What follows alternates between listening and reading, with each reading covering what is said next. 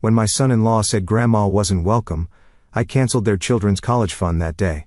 As he boasted about their future, the bank called about the empty accounts in their names.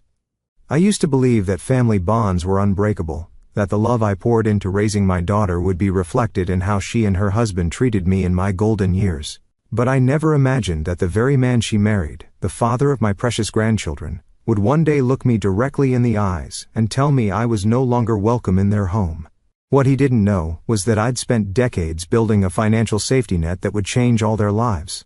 And with a single phone call that evening, I altered the course of my family's future.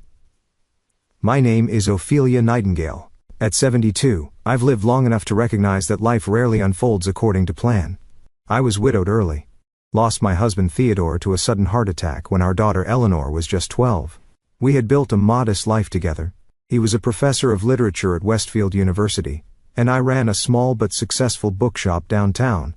When he passed, I was left with a grieving child, a mountain of medical bills, and the stark reality that I now carried the weight of our family's future alone. Those early years were difficult. I sold our large family home and moved us to a smaller 2-bedroom apartment above my bookshop. Every morning I would rise before dawn to balance the books, organize inventory, and prepare the store for opening, all before waking Eleanor for school. In the evenings after closing, I would sit with her at our small kitchen table helping with homework despite my own exhaustion. There were nights I'd cry silently in my bedroom, wondering if I was doing enough being enough. But I never let Eleanor see those moments of doubt. Through careful management and countless sacrifices, I managed to build something meaningful. The bookshop thrived as I expanded into rare editions and educational materials. I lived frugally, investing every spare dollar with meticulous attention. By the time Eleanor graduated high school, I had not only paid off our debts, but had saved enough to send her to Westfield University, her father's alma mater, without a single student loan. "Mom, you've done too much already," Eleanor protested, when I showed her the college fund. "You should be saving for retirement." "I am," I assured her with a smile. "But your education is part of my investment in the future. Your father would have wanted this." She excelled at university, graduated with honors in business, and secured a position at a prestigious marketing firm in the city. I couldn't have been prouder. And when she met Richard Harrington, a charming architect from a wealthy family, I was genuinely happy for her. He was handsome, ambitious, and seemed to adore my daughter. Their wedding was lavish. His parents insisted on paying for everything, making it clear that my modest contribution wasn't necessary. "Don't worry about it, Ophelia," Richard's mother said with a dismissive wave. "We can handle it. Just enjoy being mother of the bride." I sensed a subtle condescension in her tone, but brushed it aside. This was Eleanor's day, and I wouldn't let anything diminish her happiness. The years that followed brought joy in the bodge form of my grandchildren, twins, Lily and Lucas. I was there in the hospital the day they were born, my heart expanding with a love I hadn't felt since Eleanor was placed in my arms. From that moment, I committed myself to being the grandmother who was always present, always supportive. When Eleanor mentioned she wanted to return to work after maternity leave but worried about childcare costs, I didn't hesitate. "I'll watch them," I offered immediately. "I can adjust the bookshop hours. Mrs. Calloway has been asking for more responsibility anyway." "Are you sure, Mom? That's a lot to take on at your age." "At my age?" I laughed. "I'm not ancient yet, dear. Besides, what could be more important than being with my grandchildren?" For 3 years, I spent my days divided between running my business and caring for the twins. I would close the shop at 2, drive to Eleanor and Richard's suburban home, and take over childcare until one of them returned from work. I read to the children daily, taught them their letters and numbers, took them to the park, and baked cookies from Theodore's old family recipes. Those were precious days, watching their personalities blossom, hearing their laughter fill the rooms. What I didn't realize was that my presence was creating tension. Richard began making comments, little barbs that seemed innocent enough at first. "The twins are getting too attached to your way of doing things," he remarked one evening as I was preparing to leave. "Is that a bad thing?" I asked lightly. "Well, they live here with us, so they should be following our household rules, not Grandma's special exceptions." I nodded, trying to be understanding. "Of course. I always try to respect your parenting decisions." Richard's smile didn't reach his eyes. "Do you? Because Lucas told me that Grandma lets them have ice cream before dinner sometimes." It was true. Occasional treats were part of our special time together. But the way he said it made me feel as though I'd committed some grave offense. The comments continued, growing more frequent and less subtle. Richard would rearrange the toys I'd organized with the children, claiming my system made no sense. He would question the books I chose to read them, suggesting they were too advanced or not educational enough. He began coming home earlier, on days I was there, ostensibly to help, but really to hover and correct me. Eleanor noticed, but tried to smooth things over. "He's just particular about how things are done," she would say. "You know how architects are. Everything has to be just so." I bit my tongue, not wanting to create problems between them. Instead, I adjusted, becoming increasingly careful about every interaction with my grandchildren when Richard was present. Then came the preschool discussion.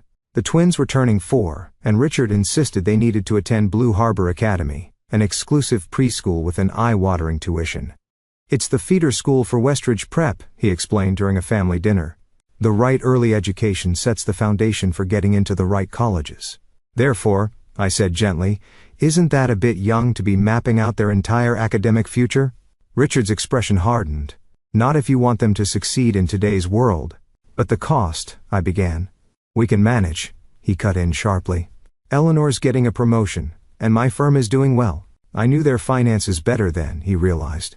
Eleanor still confided in me, and I understood that between their mortgage, Richard's car payments and their lifestyle, adding elite preschool tuition for twins would strain them considerably.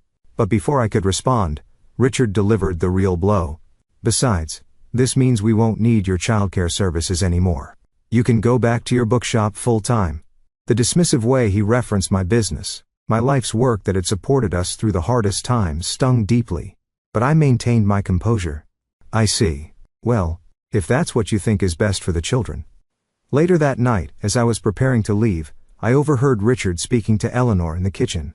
"Thank God we're finally getting your mother out of our hair," he said, not bothering to lower his voice. "I'm tired of her old-fashioned ideas influencing the kids." Eleanor's response was quieter, but I could still make out her words. "Richard, she's been a huge help to us. We couldn't have afforded we would have figured it out," he interrupted. "Your mother acts like she's indispensable, like we owe her something." "We do owe her," Eleanor insisted. "She's done so much for us, for me, that's the problem. With you, Eleanor, you still act like you're that poor little girl from the apartment above the bookshop. We're different now. We've moved up. Your mother is she's holding you back, holding us back. She doesn't fit with our life anymore." My heart constricted painfully in my chest. I stood frozen by the coat rack, my hand clutching my cardigan as Eleanor's voice rose slightly. "That's a terrible thing to say. She's my mother, Richard, and I'm your husband. The twins are our children. We need to present a united front on how they're raised, and your mother undermines me at every turn." She does, and I've made a decision. After they start at Blue Harbor, I don't want her coming over unannounced anymore. No more surprise visits. No more swooping in to save the day. If she wants to see the kids, she can schedule it properly like a normal grandmother. There was a pause, and I held my breath, waiting for my daughter to defend me. To stand up and remind her husband of all we had overcome together, of the sacrifices I had made to give her the opportunities that led her to this very life. Instead, I heard a soft, defeated, "Okay, Richard. I'll talk to her." Something inside me cracked then. A fissure running through the foundation of what I believed about my family, about my place in their lives. I quietly slipped out the front door without saying goodbye, my mind a whirlwind of hurt and disbelief. The following week brought an awkward conversation with Eleanor. She sat across from me at my kitchen table, nervously turning her coffee mug between her palms. "Mom, Richard and I have been talking, and with the twins starting preschool." She hesitated, not meeting my eyes. "We think it might be good to establish some more structure around your visits." "Structure?" I repeated flatly. "Yes, like maybe coming over on Sundays for lunch, or we could schedule specific days that work for everyone." I studied my daughter's face, the face I had wiped tears from countless times, the face I had watched transform from a grief-stricken child to a confident young woman. Now it wore an expression of uncomfortable obligation. "Eleanor, just say what you mean. Richard doesn't want me around as much." She flinched. "That's not," she began, then sighed. "He just thinks the twins need consistency, and sometimes when you're there, the routines get disrupted." "I see," I said, keeping my voice measured. "And what do you think?" Her eyes darted up to mine, then away again. I think it's important for me and Richard to be on the same page as parents." The words hung between us, heavy with implication. My daughter was choosing her husband's comfort over my presence in their lives. After everything, I had become an inconvenience to be managed. Very well, I said finally. I understand. But understanding didn't ease the ache in my chest. That evening, alone in my apartment above the bookshop, I pulled out the album of family photographs I kept on my bedside table. There were pictures of Eleanor as a baby, as a grinning toddler with Theodore, as a solemn young girl at his funeral. There were more recent ones too. Me holding Lily and Lucas in the hospital, the four of us at the park, baking sessions in my kitchen. As I turned the pages, I realized something with painful clarity. Richard wasn't just limiting my access to my grandchildren. He was systematically erasing me from their lives. The thought of Lily and Lucas growing up without knowing how deeply they were loved by their grandmother was unbearable. I closed the album and made a decision. If Richard wanted to redefine my role in the family, I would need to protect myself and the legacy I had built. The next morning, I called my financial advisor, James Whitaker. We had worked together for decades, and he understood my situation intimately.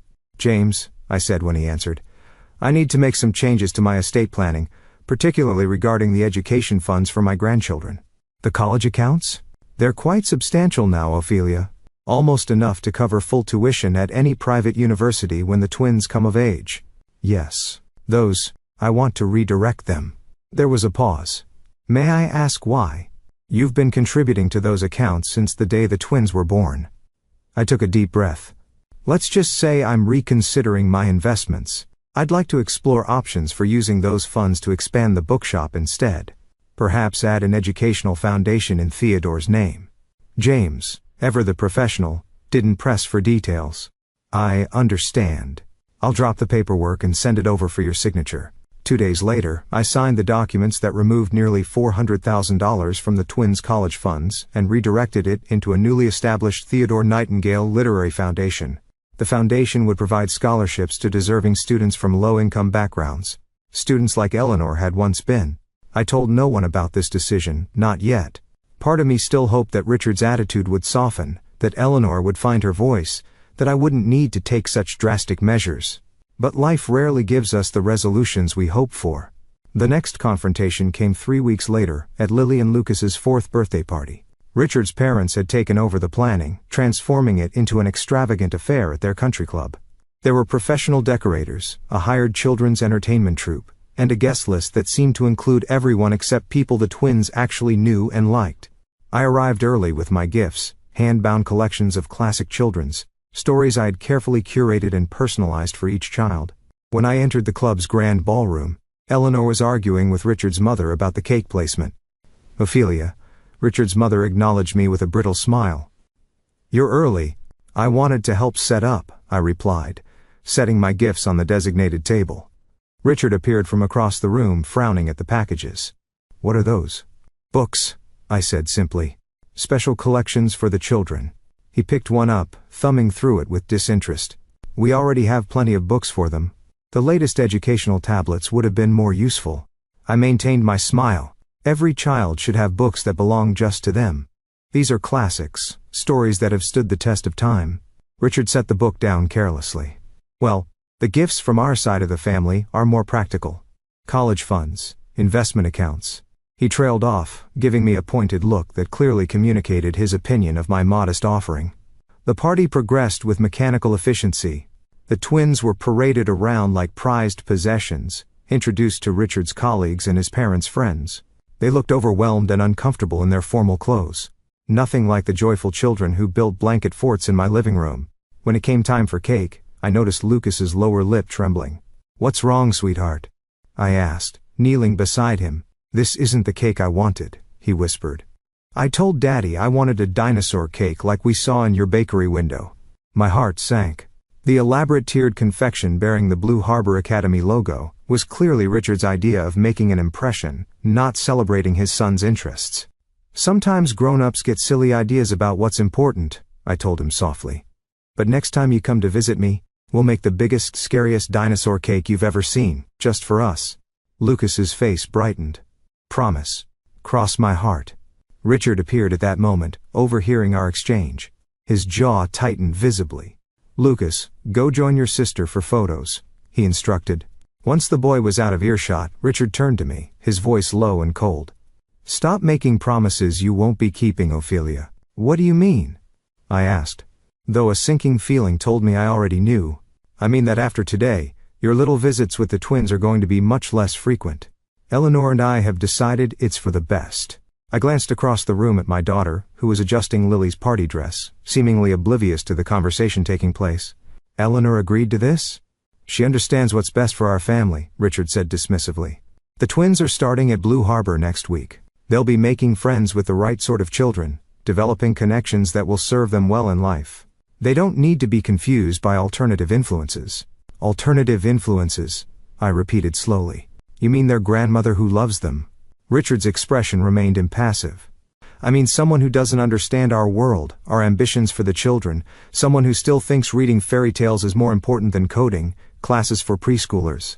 I felt a surge of anger rising within me. Those children are 4 years old, Richard. They need love and play and imagination, not networking opportunities. His eyes narrowed. This is exactly what I'm talking about. Your outdated ideas have no place in their education. Eleanor and I have a vision for their future, and frankly, you're not part of it. The words hit me like a physical blow. I'm their grandmother, and I'm their father, he countered, leaning closer. Let me be perfectly clear, Ophelia. You are not welcome to drop by unannounced anymore. You will not undermine my parenting decisions. And if you can't accept that, then perhaps it's better if you don't visit at all. In that moment, looking into his cold, calculating eyes, I realized that Richard had never seen me as family, was a relic from Eleanor's past. A past he wanted to erase, to replace with his vision of what her life should be. And somehow, he had convinced my daughter to go along with it. I see, I said quietly. Thank you for being honest at least. I stayed for the remainder of the party, watching from a distance as my grandchildren were shuttled from activity to activity according to a strict schedule. Neither of them seemed particularly happy, but they were being molded into the perfect accessories for Richard's aspirational lifestyle. As guests began to leave, I approached Eleanor, who was collecting discarded gift wrap. We need to talk, I said softly about what Richard just told me. She straightened, avoiding my gaze. Mom, this isn't the time. When is the time, Eleanor? When Richard decides it's convenient? When the twins are grown and don't remember who I am? Her eyes darted nervously toward where Richard stood chatting with his parents. He's just trying to establish boundaries. No, I said firmly. He's trying to cut me out of your lives and you're letting him. A flash of guilt crossed her face, quickly replaced by defensiveness. You don't understand the pressure we're under. Blue Harbor expects parent involvement. There are social obligations. The twins' schedules will be packed with enrichment activities. And there's no room for their grandmother who loves them just as they are. Who doesn't care if they get into the right preschool or make the right connections? Eleanor sighed heavily. Mom, please. Can we not do this now? In her eyes I saw a shadow of the little girl who had once clung to me after nightmares, who had wept on my shoulder after her first heartbreak, who had turned to me for every important decision in her life. That girl was still there, somewhere beneath the polished exterior Richard preferred, but she was buried deep. Just answer one question, I said. Are you happy, Eleanor? Truly happy? She blinked rapidly, and for a moment I thought she might break through whatever hold Richard had over her. But then her expression hardened. I have everything I've ever wanted, she replied, her voice flat. A beautiful home, healthy children, a successful husband. Why wouldn't I be happy? It wasn't an answer to my question, not really. But it told me everything I needed to know. I love you, I said simply. I always will, no matter what. Please remember that. As I drove home that evening, my heart felt heavier than it had since Theodore's death. I had lost my daughter in a different way, not to death, but to a life that had no meaningful place for me. And my grandchildren were being directed down a path that valued status over joy, achievement over kindness. The decision I had made about the college funds no longer felt like a reactive measure. It felt like the right thing to do. Those funds would now help students who truly needed support, who wouldn't take educational opportunities for granted, who might go on to create lives guided by gratitude rather than entitlement. When I arrived home, there was a message waiting on my answering machine. Mom, it's me. Eleanor's voice sounded strained. Richard mentioned you two had a conversation at the party. I just want you to understand that we're not trying to hurt you. We just need to do what's best for the twins right now. I hope you can respect that. Call me when you can. I deleted the message without returning the call.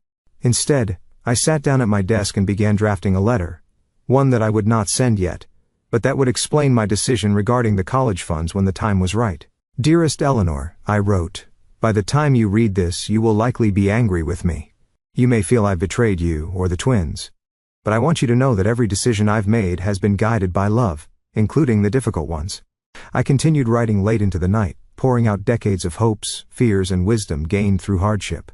When I finished, I sealed the letter in an envelope and placed it in my safe alongside the documents for the Theodore Nightingale Literary Foundation. The following morning, I opened my bookshop as usual. Mrs. Calloway noticed my subdued mood but didn't pry. Around noon, the bell above the door chimed, and I looked up to see Richard's mother standing awkwardly among the shelves. "Ophelia," she said, her voice lacking its usual condescension. "Do you have a moment to talk?" I gestured to the small seating area where I hosted children's story time. "Of course." She perched on the edge of a colorful armchair, looking out of place in her expensive suit. "Richard told us about your disagreement yesterday." "Did he?" I kept my tone neutral. "Yes. He seems to think you're interfering with their parenting decisions." I folded my hands in my lap. "Is that why you're here? To tell me to stay away from my grandchildren?" She had the grace to look uncomfortable. "Not exactly. I'm here because I recognized something in your face yesterday, something I've felt myself. That caught me by surprise." "What do you mean?" She sighed, suddenly looking older than her carefully maintained appearance usually allowed. "Richard has always been strong-willed, determined to achieve certain standards. When he was growing up, his father and I encouraged that. We thought we were preparing him for success." I waited, sensing there was more. "But the truth is," she continued, "we created a man who's never satisfied. Nothing is ever good enough. Not his accomplishments, not his possessions, not even his children." She met my eyes directly. "And certainly not his wife or her family." "Why are you telling me this?" I asked quietly. "Because I saw how he spoke to you yesterday. How he looks at Eleanor when she disagrees with him. And She hesitated. "I'm concerned." This vulnerability from a woman who had always presented herself as perfect was startling. "Concerned about what exactly?" "About the twins, growing up like Richard, never feeling they're enough. About Eleanor losing herself trying to meet impossible standards." She paused, then added softly, "About you being pushed out of their lives when they clearly adore you."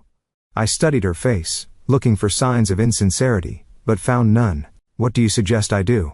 "Richard has made it clear I'm not welcome. That's why I'm here. Richard and his father are leaving for a golf weekend tomorrow. Eleanor will be alone with the twins. Perhaps that would be a good time for you two to really talk without Richard's influence." I considered her words carefully. "Why this sudden concern? You've never seemed particularly interested in my relationship with Eleanor before." Richard's mother looked down at her hands. "Because I made mistakes with my son. I see that now. And watching history repeat itself with those beautiful children." She shook her head. "Some regrets come too late to fix. But perhaps yours don't have to." After she left, I sat for a long time contemplating her visit. Could it be a trap? A way to prove I wouldn't respect Richard's boundaries? Or was it a genuine moment of connection between two grandmothers concerned about the same children? I decided it didn't matter. Eleanor was my daughter. The twins were my grandchildren. I would not be erased from their lives without a fight, not for my sake, but for theirs. The next day, I woke with a sense of resolve I hadn't felt in years. If Eleanor would be alone with the twins, this might be my only opportunity to speak freely, without Richard's controlling presence hovering over us. I dressed carefully, choosing a soft blue cardigan Eleanor had given me for Christmas 2 years ago. I baked a batch of cinnamon rolls, the twins' favorite, and placed them in a wicker basket covered with a checkered cloth. As I drove to their suburban home, doubts crept in. What if Eleanor refused to see me? What if Richard hadn't actually left for his golf weekend? What if this was just his mother's misguided attempt at family reconciliation? No, I decided. Even if all those things were true, I needed to try. For Eleanor, for the twins, for the family we once were and might still be. I parked on the street rather than in the driveway, less confrontational that way, and approached the front door with measured steps. Before I could ring the bell, I heard laughter from the backyard, the unmistakable giggles of Lily and Lucas. Following the sound, I walked around the side of the house. The gate to the backyard was unlatched, and I slipped through quietly. The scene before me made my heart swell. Eleanor was chasing the twins through the sprinkler, all three of them soaking wet and laughing without restraint. For a moment, I simply watched, savoring the rare sight of my daughter free from Richard's expectations. Lucas spotted me first. "Grandma!" he shouted, breaking away from the game and running toward me, water droplets flying from his hair. Eleanor spun around, her smile faltering slightly when she saw me. But she didn't look angry, just surprised. "Mom? What are you doing here?" "I brought cinnamon rolls," I said, holding up the basket, "and I thought we might talk." Lily had reached me by then, wrapping her damp arms around my legs. "Are those the special ones with extra frosting?" I laughed, patting her head. "Of course they are. Would I bring any other kind?" Eleanor turned off the sprinkler and grabbed 3 towels from a nearby chair. "Kids, go dry off on the porch while I talk to Grandma." The twins reluctantly obeyed, casting longing glances at the basket of treats as they trudged toward the house. When they were out of earshot, Eleanor crossed her arms, water still dripping from her clothes. "Richard wouldn't like you being here." "I know," I acknowledged. "But Richard isn't here, is he?" She sighed, running a hand through her wet hair. "No, he's not." "But that doesn't mean, Eleanor," I interrupted gently. "When was the last time I saw you laugh like that? Really laugh without worrying about what someone might think?" Her expression softened slightly. "Mom, I'm not here to cause problems. I just want to talk. Mother to daughter. No agenda. No accusations. Just talk." She hesitated, then nodded toward the house. "Let me get the kids settled with those cinnamon rolls, and then we can sit on the porch." I waited in one of the wicker chairs on the wrap-around porch, listening to the muffled sounds of Eleanor, helping the twins change into dry clothes. A few minutes later she emerged in fresh attire, her hair tied back in a damp ponytail. She sat across from me looking younger somehow, more like the daughter I remembered. "The kids are eating in the kitchen.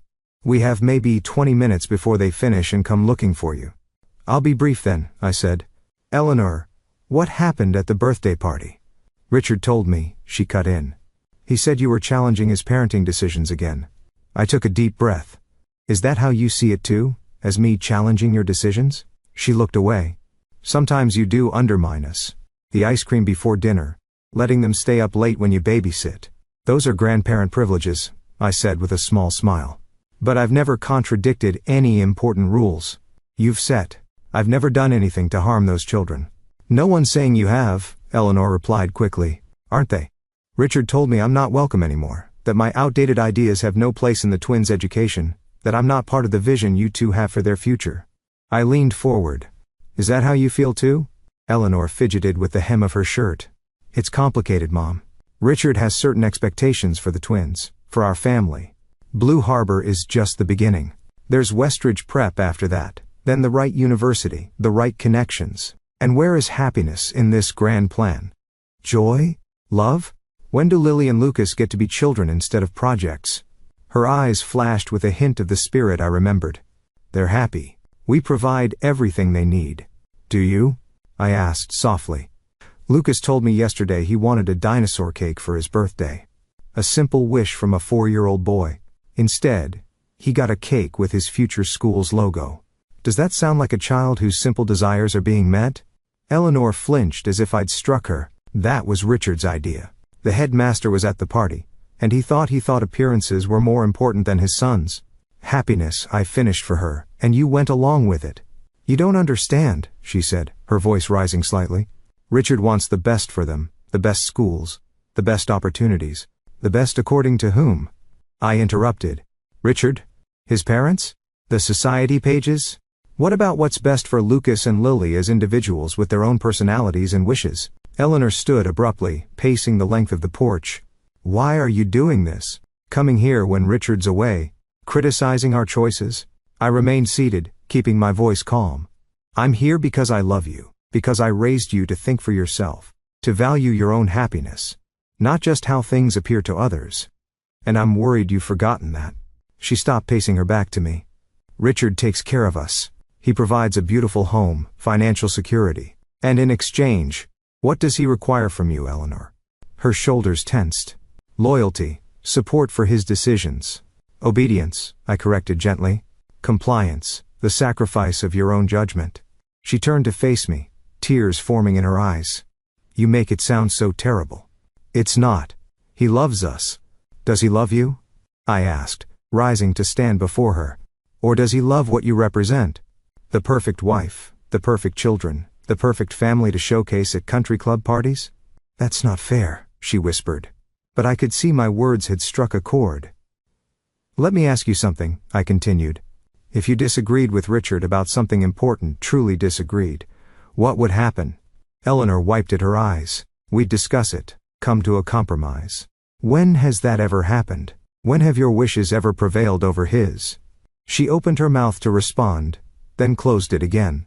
The Eleanor I raised was strong-willed, passionate, full of ideas and dreams. The woman I see now is afraid to let her children have a dinosaur cake on their birthday because it might displease her husband. You don't know what it's like, she said, her voice breaking. When Richard gets angry, when things aren't perfect, he can be so cold, so distant. The twins need stability. They need their father to be happy. My heart ached for her. So, you walk on eggshells. You defer to his judgment. You allow him to cut me out of your lives because it's easier than standing up to him. It's not like that, she protested weakly, isn't it? His mother seems to think so. Eleanor's head snapped up. What? Margaret came to see me yesterday. She's worried about all of you, about Richard becoming his father, about the twins, growing up thinking nothing they do is ever good enough, about you losing yourself trying to meet impossible standards. She went to see you? Eleanor sounded incredulous. Behind Richard's back? I nodded. She recognizes the patterns, because she helped create them, and she regrets it. Eleanor sank back into her chair looking stunned. I don't understand. She's always supported Richard in everything, always taken his side. Perhaps she's finally seen where that road leads. I sat beside her, taking her hand in mine. Eleanor, I'm not asking you to choose between your husband and your mother. I'm asking you to choose yourself. To remember who you are, what you believe in, to be the mother those children deserve, one who protects their right to be children, to have joy, to feel unconditionally loved. She squeezed my hand, tears flowing freely now. I don't know how, she whispered. I've been trying to be what he wants for so long. I'm not sure I remember how to be anything else. Before I could respond, the screen door creaked open, and Lily stuck her head out. Mommy, are you crying? Eleanor quickly wiped her face. No, sweetheart. Mommy's fine. Why don't you and Lucas bring your coloring books out here? You can show Grandma your drawings. The next hour passed in a blessed bubble of normalcy. The twins showed me their artwork, told me about their friends, and begged for stories about when their mother was a little girl. Eleanor gradually relaxed, laughing at my tales of her childhood misadventures, adding details I'd forgotten. For a brief precious time we were simply a family enjoying each other's company.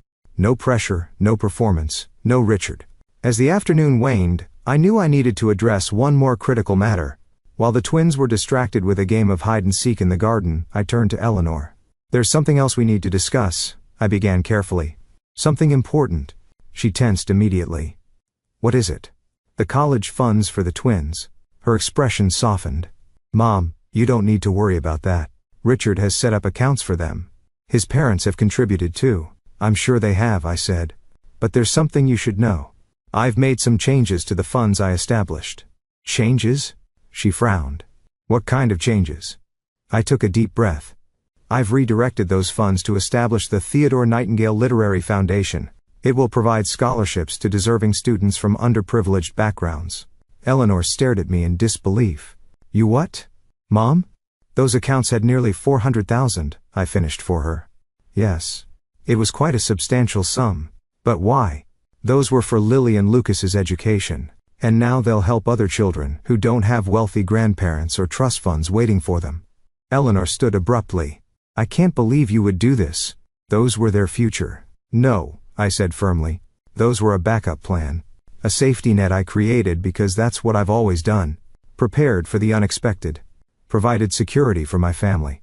I met her gaze steadily. But when Richard made it clear I wasn't welcome in your lives anymore, I had to reconsider what that meant for my financial responsibilities as well. So this is what? Punishment? Revenge because Richard hurt your feelings? I shook my head. It's a consequence, Eleanor. If I'm not family enough to be welcome in your home, then perhaps my money isn't family money either. Her face flushed with anger. You can't just take back a gift like that. Those funds were for the twins. They weren't gifts yet, I explained calmly. They were accounts in my name intended for their future use. I never signed them over or made them irrevocable. Legally, they remained my money to allocate as I saw fit. Richard will be furious, she whispered, looking suddenly afraid. I imagine he will, I agreed. And that's precisely why I'm telling you now while he's away. So you have time to process this, to decide how you want to handle it. What do you mean? I mean that this decision, like my reduced role in your lives, doesn't have to be permanent. Both can be reconsidered, depending on how we move forward from here. Understanding dawned in her eyes. You're giving me a choice. I'm giving us all a choice, I corrected gently. Richard can choose to welcome me back into your family life, treating me with the respect a grandmother deserves. You can choose to stand up for yourself and your children, to reclaim your voice in your marriage. And I can choose to restore those funds if our family relationship is restored. That's manipulation, she said. But there was uncertainty in her voice. No, dear, it's boundaries. It's me refusing to be used for financial security while being pushed aside emotionally. It's refusing to be the bank, but not the grandmother. Eleanor sank back into her chair, looking overwhelmed. I don't know what to do. You don't have to decide anything right now, I assured her. But I want you to think about something. If the money is what upsets you most about this situation, not the fact that your husband is cutting your mother out of your children's lives, then perhaps that's something worth examining. She was quiet for a long moment. It's not just the money, she finally admitted. It's knowing that Richard will blame me for this, that he'll say I should have controlled you better, kept you in line. My heart broke a little at her words. Is that how he speaks to you? About controlling people, keeping them in line? She didn't answer, which was answer enough. Eleanor, I said softly, that's not how healthy marriages work. That's not love. That's control. He wasn't always like this, she whispered. When we were first married, he was different. Or maybe I was different, more willing to adapt, to compromise. And now? She looked toward the garden where the twins were playing. Now I'm tired of walking on eggshells, tired of pretending everything is perfect when it isn't. But I'm trapped, Mom. The twins need stability. They need their father. They need a mother who isn't afraid in her own home, I said firmly. They need to see that love doesn't mean surrendering your identity, your voice. Eleanor wiped away a fresh tear. What am I supposed to do? Leave him? Become a single mother at 40? Start over with nothing? You wouldn't have nothing, I reminded her. You'd have me. You'd have your education, your skills, your strength, which is far greater than you remember. And you'd have your children, growing up in a home where their mother is respected, where they learn what healthy love looks like. The screen door banged open, and the twins burst onto the porch, breathless from their game. Grandma? Stay for dinner. Lucas pleaded, climbing into my lap. Please, we can make spaghetti like we used to. Lily nodded enthusiastically. With the special sauce and garlic bread. I looked at Eleanor, leaving the decision to her. She hesitated only briefly. That sounds wonderful. Grandma taught me how to make that sauce, you know. Maybe it's time I learned to make it myself. The significance of her words wasn't lost on me. A small step, perhaps, but in the right direction. Eleanor reclaiming a piece of her heritage, her identity separate from Richard's influence. As we moved into the kitchen, the twins chattering excitedly about their cooking duties, Eleanor touched my arm. This doesn't mean I've decided anything, she said quietly. About Richard, about us. I need time to think. I understand, I replied. But remember, you don't have to face this alone. Whatever you decide, I'm here. For the first time in years I saw a flicker of my real daughter in her eyes. Determined, thoughtful, brave. I know, Mom. You always have been. We spent the evening cooking together. Flour dusting our clothes, laughter filling the kitchen that had probably rarely heard such genuine joy. Eleanor relaxed visibly as the hours passed, becoming more animated, more herself. The twins reveled in the informal atmosphere, helping to stir the sauce, arranging the garlic bread on baking sheets, setting the table with mismatched napkins and their special occasion cups. It was nearly 8 when Eleanor's phone chimed with a text message. Her smile vanished as she read it. Richard's on his way home, she said, tension instantly returning to her shoulders. His father wasn't feeling well, so they cut the trip short. The happy bubble burst. Lily and Lucas sensed the shift in mood, their own expressions growing subdued. Is Daddy mad? Lily asked in a small voice. The question, and the fact that it was the first thing the child thought to ask, spoke volumes. Eleanor forced a bright smile. No, sweetheart. Grandpa just wasn't feeling up to golfing anymore. But Daddy will be home soon, so let's get this kitchen cleaned up. The twins began clearing the table with practiced efficiency, clearly accustomed to preparing for Richard's return. I began gathering my things. I should go, I said quietly to Eleanor. It would be better if I'm not here when he arrives. She nodded, relief and regret mingling in her expression. Thank you for today. For everything. I just need time. Take all the time you need, I assured her, hugging her tightly. Just remember who you are, who you've always been. I said my goodbyes to the twins, promising to see them again soon, though we all knew that promise might be difficult to keep. As I walked to my car, I glanced back at the house, at the perfectly manicured lawn, the expensive facade, the carefully coordinated decor visible through the windows, the image of domestic perfection Richard had constructed. But now I had seen behind that facade. I had glimpsed the fear, the control, the silent unhappiness, and I had planted a seed, not just of doubt, but of possibility. The possibility that Eleanor could reclaim herself, that the twins could grow up with joy rather than just achievement, that our family could heal. Whether that seed would take root remained to be seen. The next morning, I opened the bookshop as usual, though my mind was elsewhere. Would Richard notice the change in Eleanor? Would she tell him about our conversation, about the college funds? Would he lash out, tightening his control even further?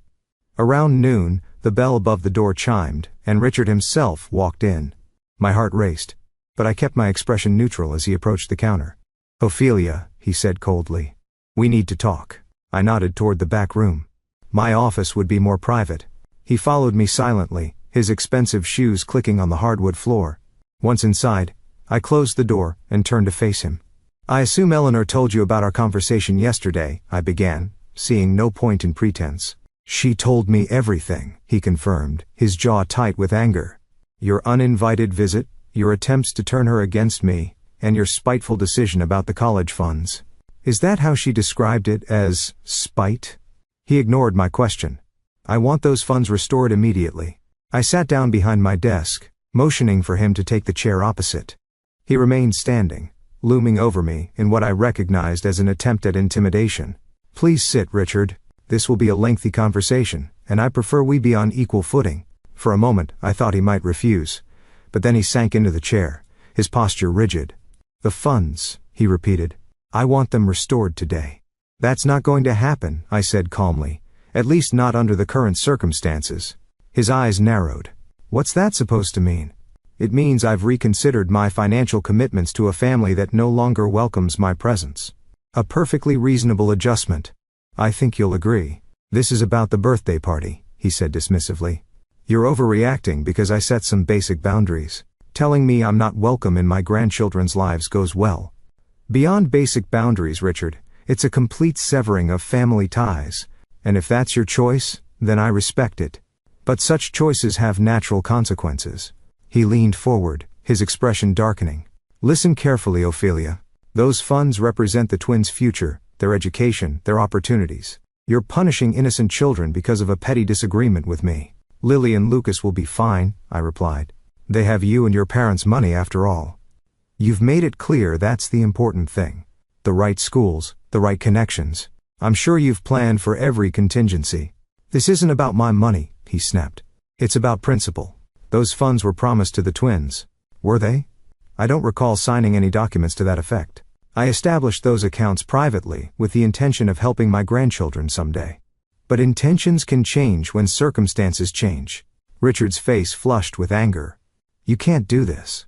I already have, I said simply. The Theodore Nightingale Literary Foundation was officially established 3 days ago. The funds have been transferred. It's done. For a moment, I thought he might actually strike me. His hands gripped the edge of my desk, knuckles white with strain. You've made a serious mistake, he said, his voice dangerously low. I won't forget this. I hope you don't, I replied evenly. In fact, I hope you think about it every time you consider keeping me from my grandchildren. Every time you dismiss Eleanor's opinions. Every time you prioritize appearances over genuine happiness. He stood abruptly. I could fight this legally, contest the transfer. You could try, I acknowledged. But the money was always legally mine. The accounts were in my name. I have excellent documentation, and frankly, any legal battle would only expose your true nature more thoroughly. I smiled slightly. Besides, imagine the gossip at the country club if it became known you were suing your wife's elderly mother over money. That struck home. Richard was nothing if not conscious of appearances. "What do you want?" he asked bluntly. "What would it take to restore those funds?" I rose to meet his gaze directly. A genuine change in our family dynamic. Respect for my role as the twins' grandmother, acknowledgement of Eleanor's voice and autonomy in your marriage, and most importantly, a commitment to letting Lily and Lucas enjoy their childhood, including dinosaur birthday cakes when requested. He scoffed. "You're asking me to fundamentally change how I raise my family, how I run my household, over what amounts to emotional blackmail? I'm asking you to consider whether your vision for your family is actually making any of you happy," I corrected. "And I'm providing a meaningful incentive for that reflection. And if I refuse, then the foundation will continue its work, helping deserving students who might otherwise never have the chance at higher education, a worthy cause, I think you'll agree." Richard studied me with new eyes, calculating, reassessing. I could almost see him realizing that the quiet bookshop owner he had dismissed for years had teeth after all. "I'll discuss this with Eleanor," he said finally. "We'll need time to consider our options." "Take all the time you need," I replied. "The foundation's first scholarships won't be awarded until next fall. There's plenty of time for reflection before then." He turned to leave, then paused at the door. "You know, my mother warned me about you. Said you weren't as meek as you appeared." "Margaret is more perceptive than I realized," I said mildly. "Perhaps you should listen to her more often." After he left, I sat quietly in my office processing what had just occurred. I had stood my ground against Richard for the first time. Not with emotional pleas or passive acceptance, but with concrete action that had actually gotten his attention. For once, I had leverage in our family dynamic. But leverage wasn't the day goal. Healing was. Richard clearly saw this as a battle to be won, a challenge to his authority. I needed to help him see it as an opportunity for growth, for genuine connection. More importantly, I needed to support Eleanor as she navigated this new terrain.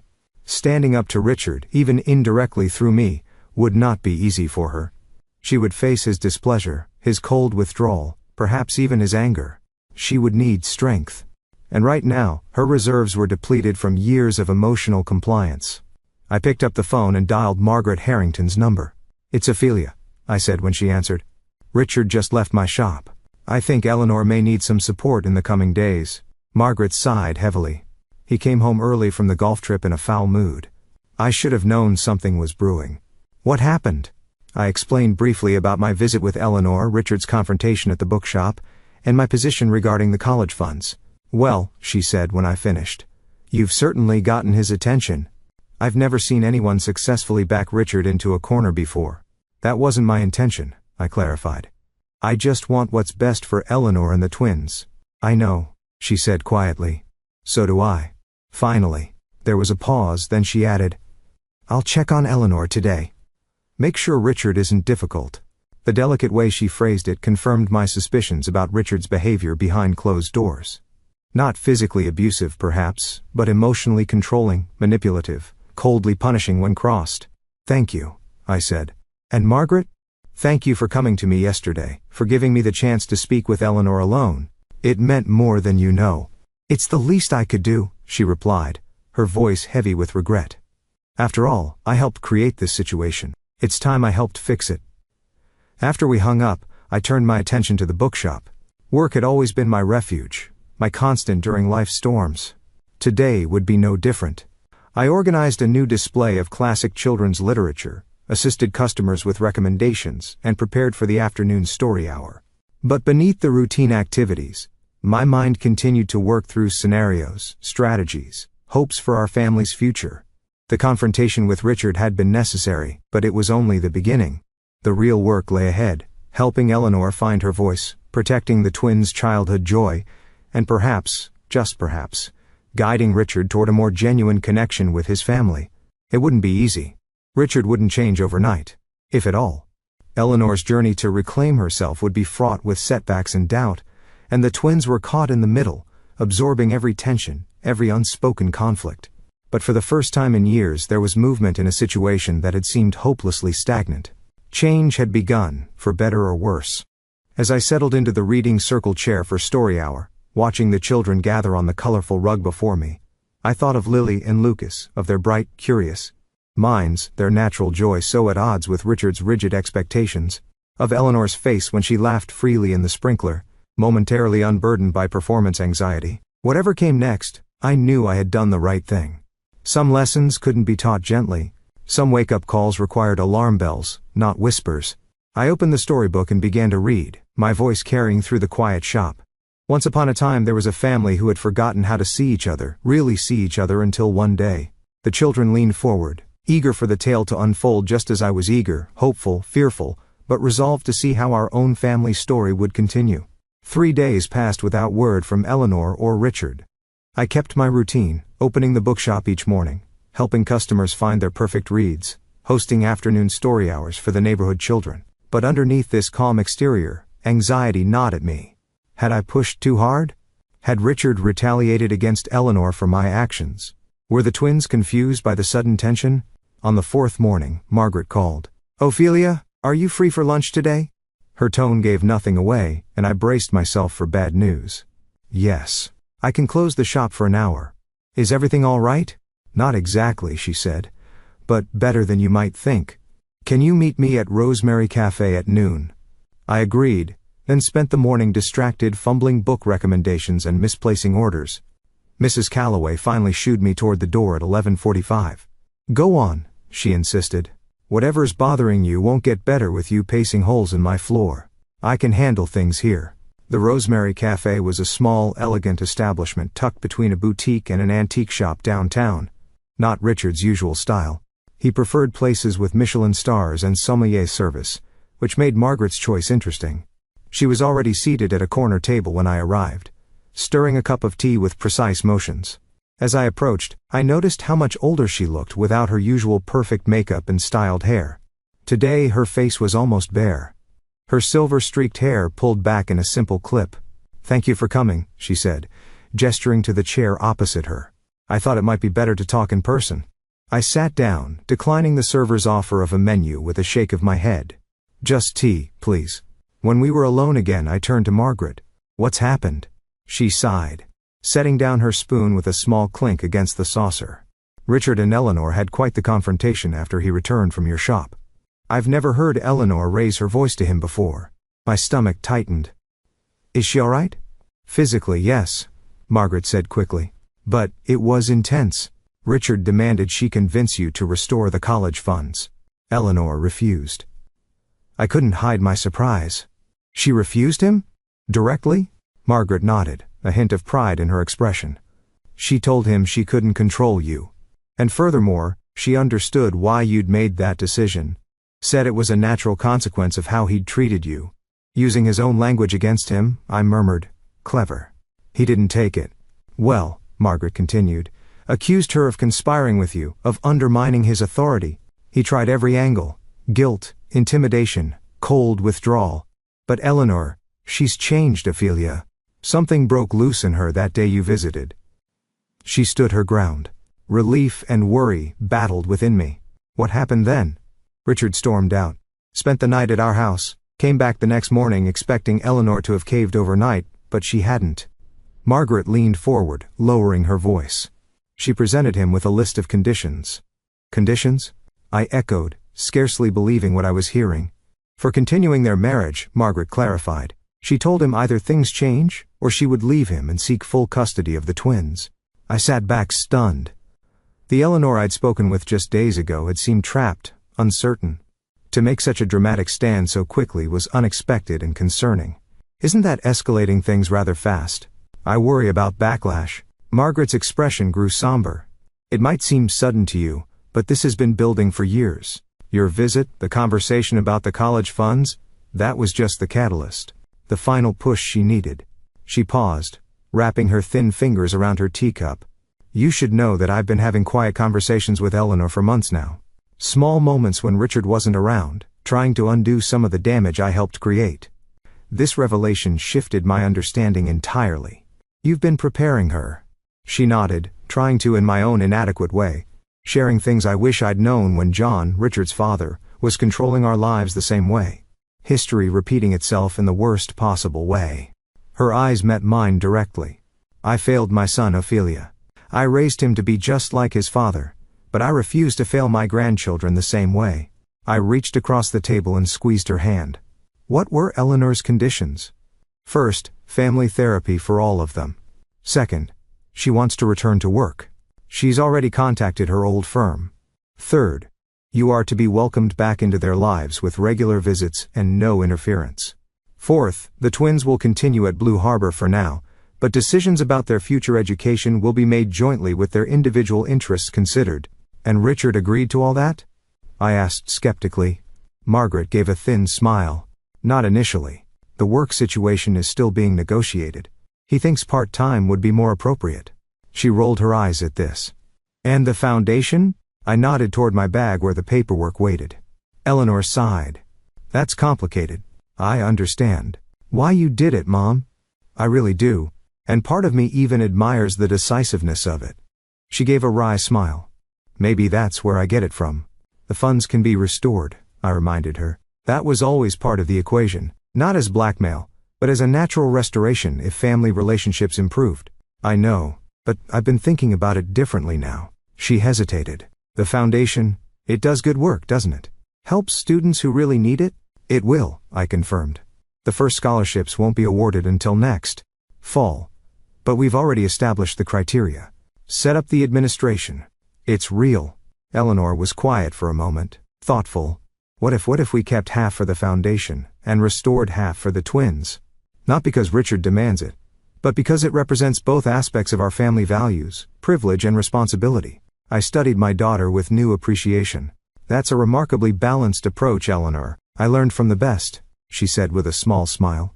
You always taught me that wealth carries obligation to help others, to make a difference. Maybe this is how the twins learned that lesson too. Before I could respond, the oven timer dinged, and the children came racing back into the kitchen, eager for their creative dinners.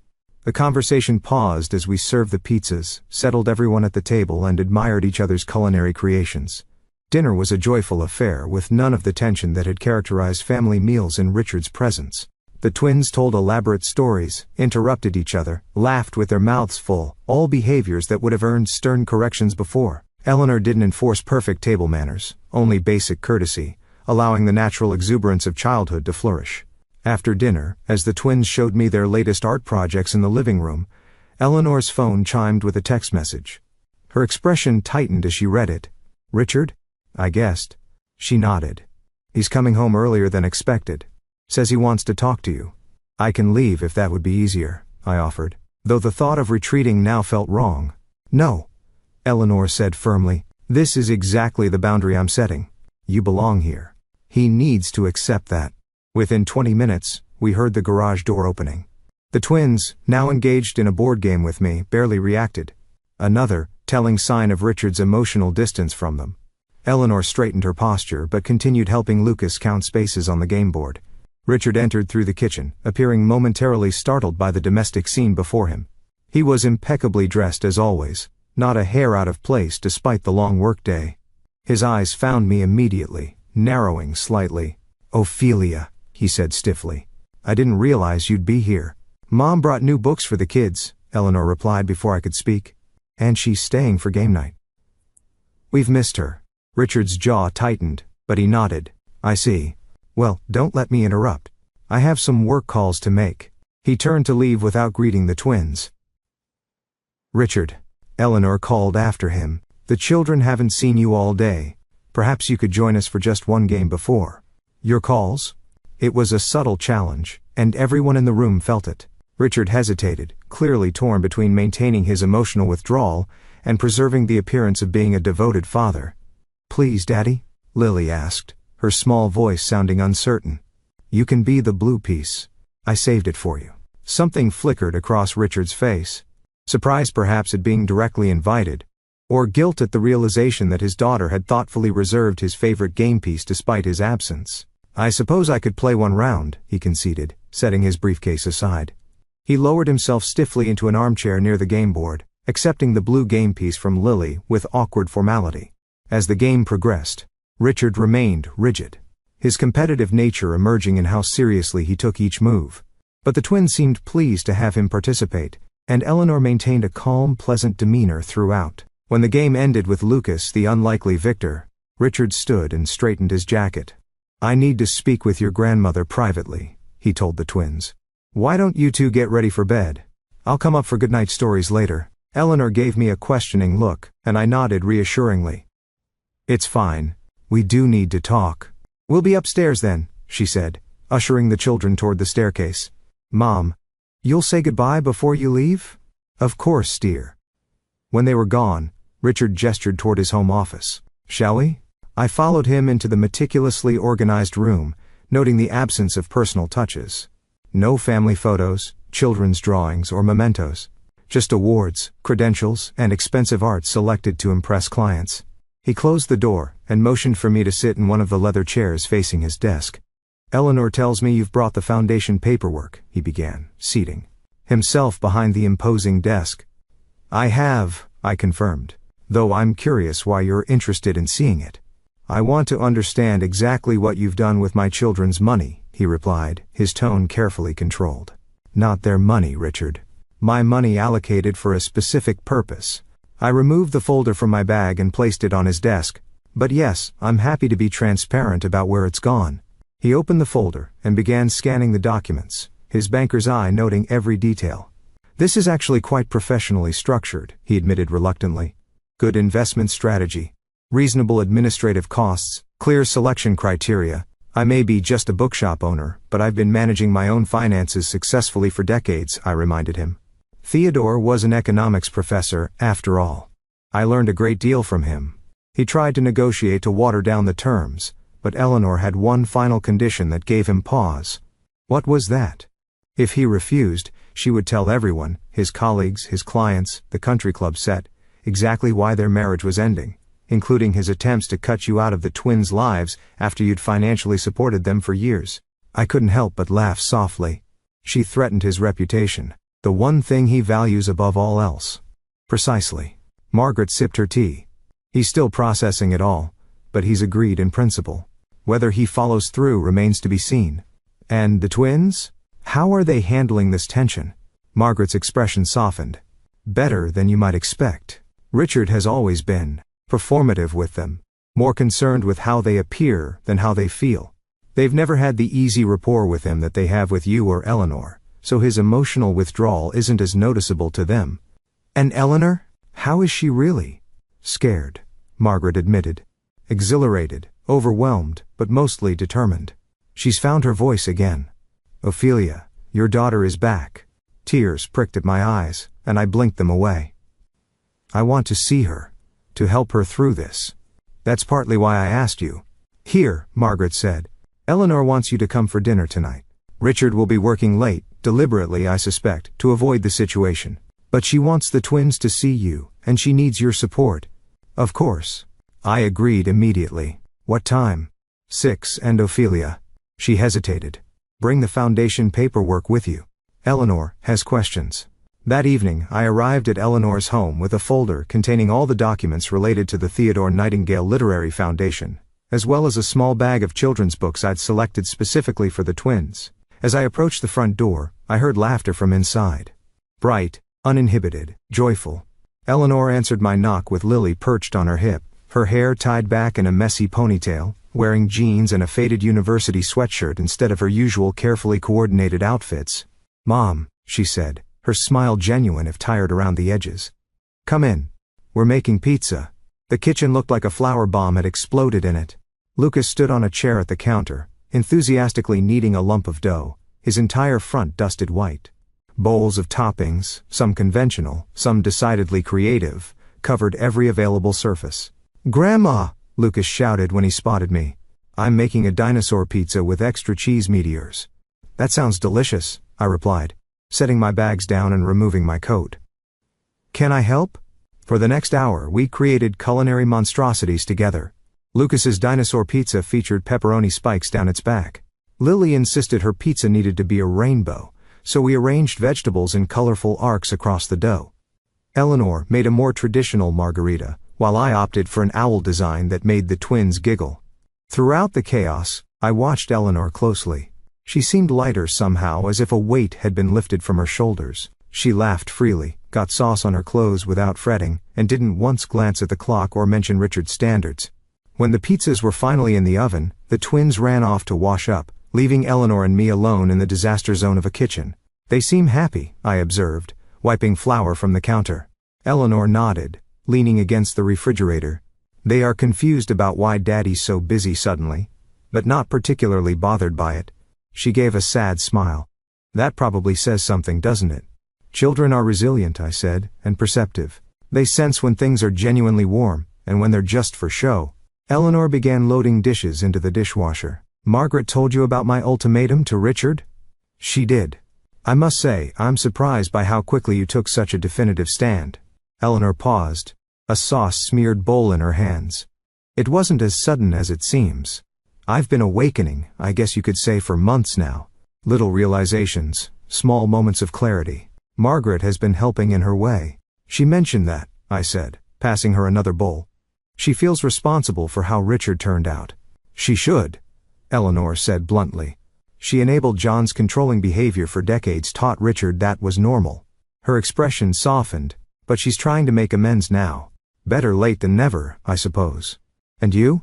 Are you sure about this path you've chosen? It won't be easy. She set the bowl down and faced me directly. Nothing worth doing ever is, right? Isn't that what you always told me? She took a deep breath. The day after you visited, when Richard confronted me about the college funds, something inside me just snapped. I saw so clearly what our life had become. This carefully constructed facade with nothing genuine beneath it. The twins growing more subdued by the day, me disappearing into this role of Richard's perfect wife. She shook her head. I don't want that legacy for Lily and Lucas. I don't want them growing up thinking love means control, that success means sacrificing joy. So what happens now? I asked gently. Now we see if Richard is capable of genuine change. She didn't sound particularly optimistic. He's agreed to family therapy starting next week. He's reluctantly accepted that you'll be back in our lives regularly. Richard continued reading, his frown deepening as he reached the mission statement. To provide educational opportunities for promising students from disadvantaged backgrounds, particularly those with interest in literature, education, and community service, he read aloud. Very noble. Though I noticed these are all fields unlikely to generate significant financial returns on educational investment. Not everything worthwhile can be measured in dollars, Richard. He looked up sharply. Easy for you to say, when you're redirecting funds meant for your own grandchildren. Those funds were always meant to support values I believe in, I replied evenly. When it seemed those values weren't being honored in your home, when I was being systematically excluded despite years of support, I simply found another way to express those values. Richard leaned back in his chair, studying me with new intensity. Eleanor seems to think we should compromise. Split the funds between the foundation and new accounts for the twins. She mentioned that possibility. Yes. I think it's a reasonable solution. Do you? His tone was skeptical. Or is this just another hoop you're making us jump through? I met his gaze steadily. Richard, this was never about controlling you or punishing the twins. It was about establishing that I am not merely a convenient bank account to be used when needed and dismissed when inconvenient. I am their grandmother with a legitimate place in their lives. And now Eleanor has issued her ultimatum, family therapy. Your regular involvement. Her return to work. His expression was unreadable. Did you put her up to that as well? No, I said honestly. That was entirely her decision, one I respect enormously. He was quiet for a moment, tapping his fingers on the desk in a controlled rhythm. She's different now, more assertive. She's remembering who she is, I corrected gently. The strong, independent woman she was before your marriage became about maintaining appearances rather than nurturing genuine connection. Richard flinched slightly at this direct assessment. You make me sound like some kind of monster. Not a monster, I said carefully. A man who has confused control for love, achievement for worth. A man who has prioritized how things look over how they feel, but not a monster, Richard. Just someone who learned the wrong lessons too well. He stood abruptly, pacing behind his desk.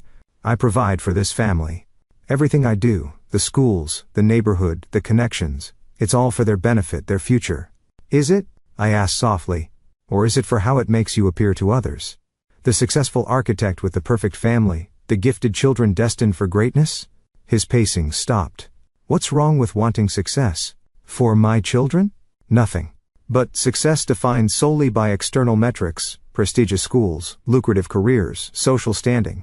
That's a hollow achievement if they're not also happy, kind, capable of genuine connection. Richard returned to his chair, tension evident in every line of his body. And you think I'm incapable of providing that? I think you haven't prioritized it, I corrected. But that doesn't mean you can't learn. If you truly want to save your marriage, if you genuinely love your children beyond what they represent, then this is your opportunity to evolve. He stared at the foundation documents for a long moment. This family therapy Eleanor insists on, it won't be pleasant. Growth rarely is, I acknowledged, but consider the alternative. Do you really want to lose your family? To see your children only on designated weekends? To watch Eleanor rebuild a life without you? The question hung in the air between us. For the first time since I'd known him, Richard's carefully maintained facade seemed to crack, revealing a flash of genuine fear beneath. I don't know how to be different, he admitted quietly. This is how I was raised, how my father operated. It's all I know. Then learn, I said simply. Start by listening, really listening to Eleanor, to the twins.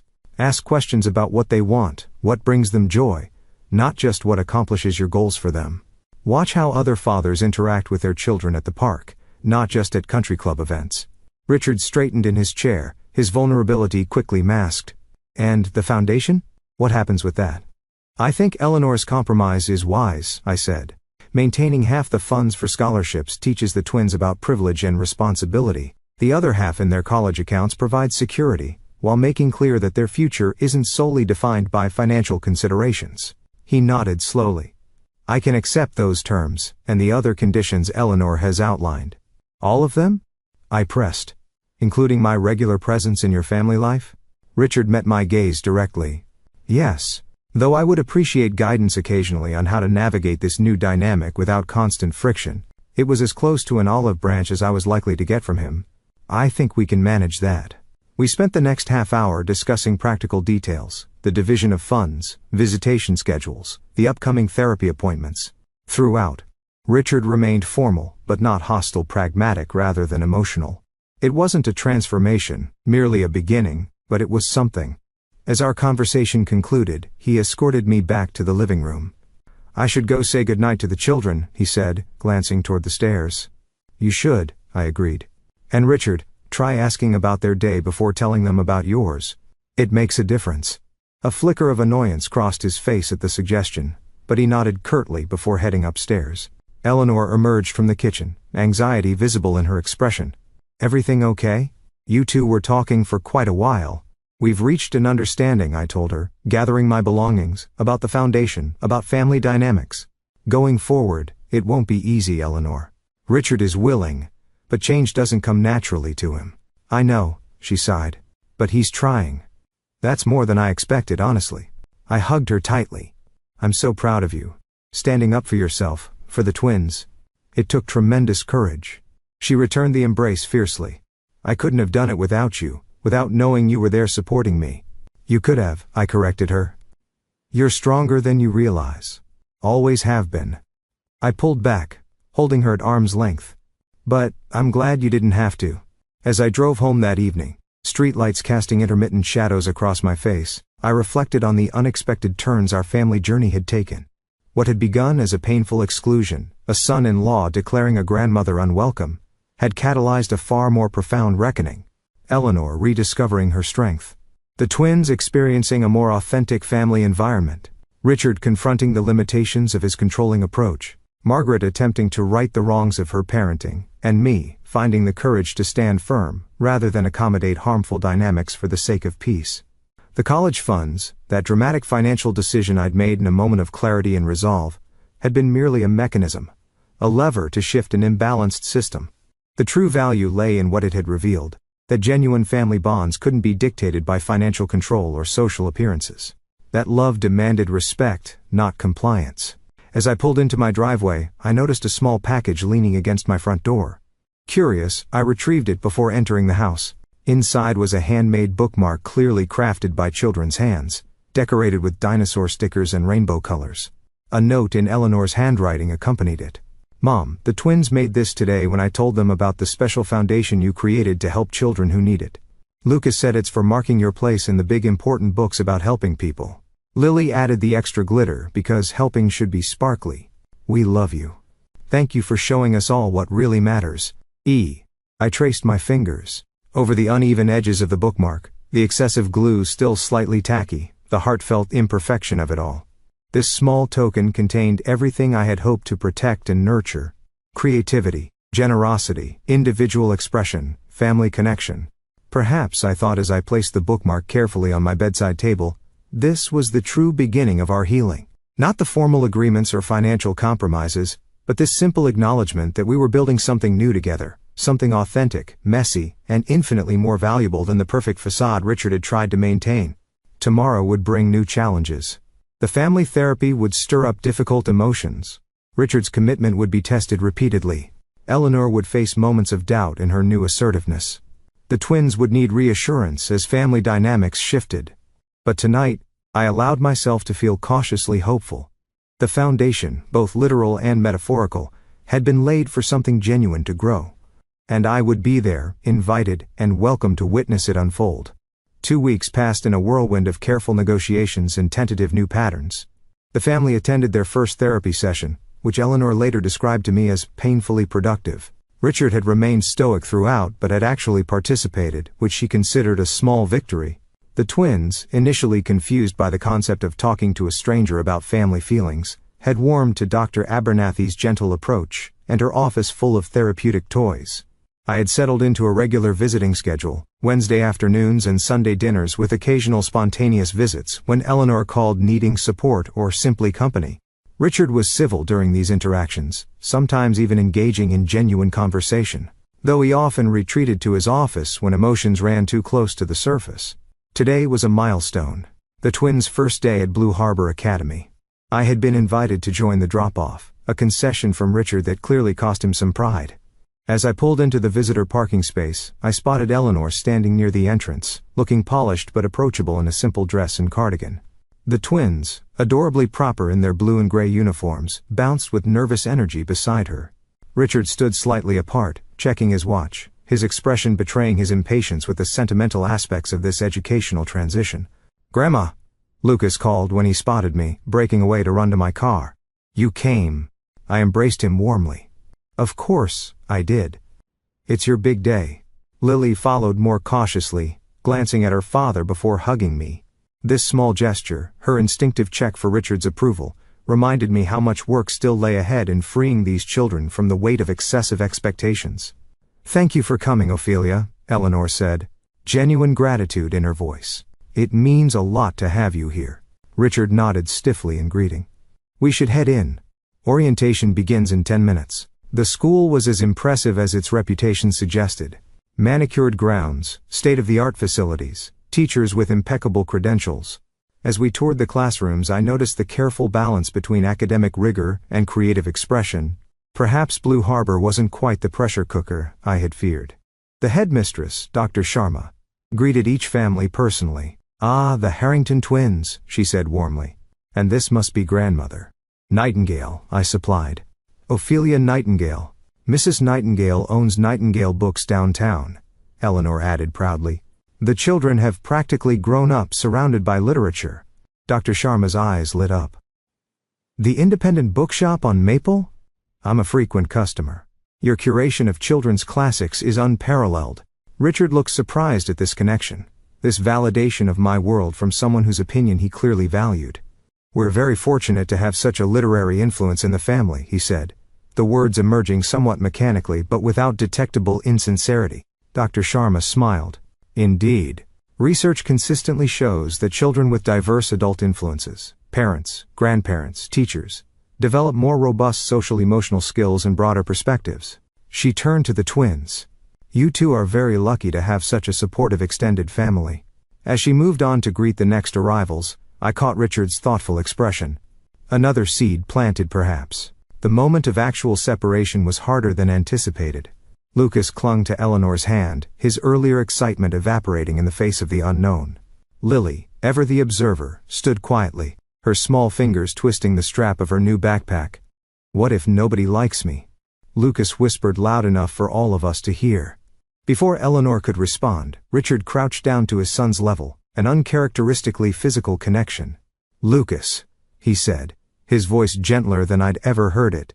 "Do you remember when we visited the Architects Expo last month, How you built that tower that everyone admired. Lucas nodded, momentarily distracted from his anxiety. You have gifts to share with these children. Things only you can contribute. They're fortunate to have you joining their class. It wasn't a perfect response. Still achievement-focused. But the sentiment behind it, the attempt to bolster his son's confidence rather than dismiss his fears, marked genuine effort on Richard's part. Eleanor added her own reassurance, reminding both children that they had each other and that she would be waiting right outside at pickup time. I contributed by slipping each twin a small bookmark with an encouraging quote, tokens they could touch during the day if they felt alone. As we watched them walk into their classrooms, Eleanor wiped away a tear. They look so small in those uniforms. Richard checked his watch again. I need to get to the office. That Johnson project won't finalize itself. Eleanor's face fell slightly at his abrupt shift to work mode. Of course. I'll see you tonight? Dinner, yes. Though I may be late. He hesitated, then added, text me after pickup. Let me know how they did. A small concession, but meaningful in context. Eleanor nodded. I will. After Richard departed, Eleanor and I walked slowly back to the parking area. He's trying, she said, answering my unspoken question in his way. I can see that, I acknowledged. The therapy seems to be helping. It's early days, she cautioned. Dr. Abernathy says Richard exhibits classic patterns of intergenerational trauma, repeating the emotional detachment and performance pressure his father instilled in him. She sighed. Unlearning decades of conditioning takes time. But it's possible, I reminded her. Look at Margaret. She enabled that dynamic for years, but is finding her voice now. Eleanor smiled wryly. She called Richard's father a controlling old bastard in therapy last week. I thought Richard might collapse from shock. I laughed at the image. Good. For her, better late than never. Speaking of Margaret, Eleanor said, checking her phone, she's invited us for lunch, says she has something important to discuss. Are you free? An hour later, we were seated in Margaret's sunroom, a bright space that had recently undergone transformation. The formal French provincial furniture, replaced with comfortable modern pieces. The stuffy drapes exchanged for light flowing curtains. Like its owner, the room seemed to be shedding its rigid exterior. Thank you both for coming, Margaret said, pouring tea into delicate cups, especially on such an important day. How were the twins this morning? Nervous, but brave, Eleanor replied. The usual first-day jitters. Margaret nodded. Blue. Harbor can be intimidating initially, but they'll adjust quickly. It's actually an excellent program, despite Richard and John's reasons for choosing it. She set down the teapot, which brings me to why I asked you here. She reached for a leather portfolio on the side table and opened it to reveal legal documents. I've been doing a great deal of thinking about legacy lately, about what truly matters in a family. Her fingers traced the edge of the papers. John and I made certain choices in raising Richard, prioritizing achievement over emotional connection, status over joy. I see now how profoundly damaging that approach was. Eleanor and I exchanged glances, uncertain where this was heading. I can't undo those choices, Margaret continued, but I can ensure that different values guide the next generation. She slid the documents across the table. I've revised my will and established a trust for Lily and Lucas, but with certain stipulations. Eleanor picked up the papers cautiously. What kind of stipulations? The funds will be available for their education, but not exclusively for prestigious institutions. Gap years for travel or service, trade schools, artistic pursuits, entrepreneurial ventures, all are equally supported. The only requirement is that their choices be authentic expressions of their own interests and talents. I felt a surge of admiration for this unexpected ally. That's remarkably thoughtful, Margaret. She smiled faintly. There's more. I've established a matching fund for the Theodore Nightingale Literary Foundation. For every dollar the foundation awards in scholarships, the trust will contribute an equal amount. Eleanor looked up from the documents, clearly stunned. Margaret, this is the amounts here are substantial. John left everything to me, she said simply. Far more than I need or want. I'd rather see it used meaningfully during my lifetime. She turned to me. Ophelia, your decision to establish the foundation was a catalyst. It forced all of us to re-examine our values, our priorities. I'd like to honor that courage by ensuring the foundation's future. I reached across the table and squeezed her. Hand too moved for immediate words. There's one more thing, Margaret continued. A portion of the trust is earmarked specifically for family experiences, travel, adventures, shared projects, not material possessions, but memories created together. Her voice softened. The kind of moments John and I never prioritized with Richard. Does Richard know about this? Eleanor asked quietly. Margaret shook her head. Not yet. He'll be resistant initially. His father's voice is still quite loud in his head. But in time I hope he'll understand that this isn't about rejecting achievement, but rather expanding our definition of what constitutes a successful life. As we discussed the practical details of Margaret's plans, I marveled at how profoundly our family dynamics had shifted in just a few weeks. From Richard's cold declaration that I wasn't welcome in his home to this. 3 generations of women collaborating to create a more balanced, nurturing future for the twins. Later that afternoon, Eleanor and I waited outside Blue Harbor for dismissal. She had taken the entire day off work, another small rebellion against Richard's expectation that she would immediately resume a full-time schedule despite the twins' adjustment period. I've been thinking, she said, watching the school entrance anxiously, about purpose, direction. Richard assumes I'll return to marketing, but I'm not sure that's what I want anymore. What are you considering? I asked, curious about this new thread of independence. Working with you, actually. She turned to face me fully.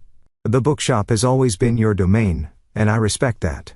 But with the foundation expanding, thanks to Margaret's generosity, there's going to be more administrative work, more community outreach. I thought perhaps you'd like to help manage the foundation? I finished for her, surprised but intrigued. She nodded. Part-time, while the twins adjust to school. But yes, I'd like to be part of building something meaningful. Something that honors Dad's memory and your vision. My heart swelled with unexpected joy. For years I had run the bookshop alone, never expecting Eleanor to take interest in this, part of her heritage. Her focus had always been on corporate advancement, on proving herself in Richard's world of prestige and competition.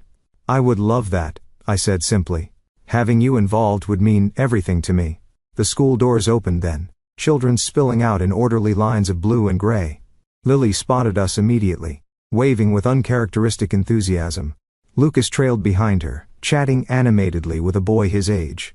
Both looked infinitely more relaxed than they had that morning. Mom, Grandma, Lily called, breaking into a run. I got to feed the class rabbit, and Miss Peterson says my handwriting is the neatest in the class. Lucas arrived seconds later, breathless with excitement. We're learning about dinosaurs next week. Real scientific dinosaurs, not just the cartoon kind. And Jamie has the same Tyrannosaurus model I do. Eleanor knelt to embrace them both. Sounds like you had a wonderful first day. The best, Lucas agreed. Can Jamie come play sometime? His mom says he can if it's okay with you. Of course, Eleanor said, helping them with their backpacks. We can arrange that soon. As we walked toward the parking lot, the twins bubbling with stories of their day, I noticed a familiar car pulling in, Richard's sleek black sedan. He emerged straightening his tie, looking slightly harried, but present. Daddy. Lily spotted him first, her face lighting up with surprise. You came to pick up? Richard approached, his professional demeanor softening slightly. I wanted to hear about your first day. Thought I might take you all for ice cream to celebrate. Eleanor's eyebrows rose in astonishment. Ice cream? Before dinner? A flicker of the old rigidity crossed Richard's face, then smoothed away. Special occasions merit special treats, don't they? Lucas looked from his father to his mother, clearly trying to process this unexpected deviation from routine. Like, when Grandma lets us have dessert first sometimes. Richard's lips tightened momentarily, but he managed a nod. Something like that. That's very thoughtful, Richard, I said carefully, preparing to excuse myself from what seemed like a family moment. You'll join us, Ophelia? It wasn't quite an invitation, more an acknowledgement of my place in the equation now. I'd be delighted, I replied, recognizing the effort this represented. The ice cream shop was crowded with other families celebrating. First days, the atmosphere vibrant with childhood excitement. Richard seemed uncomfortable initially, his posture too stiff for the casual setting, his eyes darting to check if clients or colleagues might witness this domestic scene. But as the twins recounted their day between bites of mint chocolate chip and strawberry swirl, he gradually relaxed. He asked questions, genuinely listened to their answers, even smiled at Lucas's animated description of the classroom pet snake named Sir Slithers. Eleanor caught my eye across the table. Her expression, a mix of cautious hope and lingering wariness. This Richard, engaged, present, prioritizing his children over work for an afternoon, was the partner she had glimpsed early in their relationship before social climbing and image management had taken precedence. "Sir, Slithers reminds me of something," Richard said, wiping ice cream from Lily's chin with surprising tenderness. "When I was about your age, I had a pet turtle, Theodore." The twins' eyes widened at this revelation. "You had a pet?" Lucas asked, clearly struggling to imagine his father with something so ordinary, so childlike. Richard nodded, a distant look crossing his face.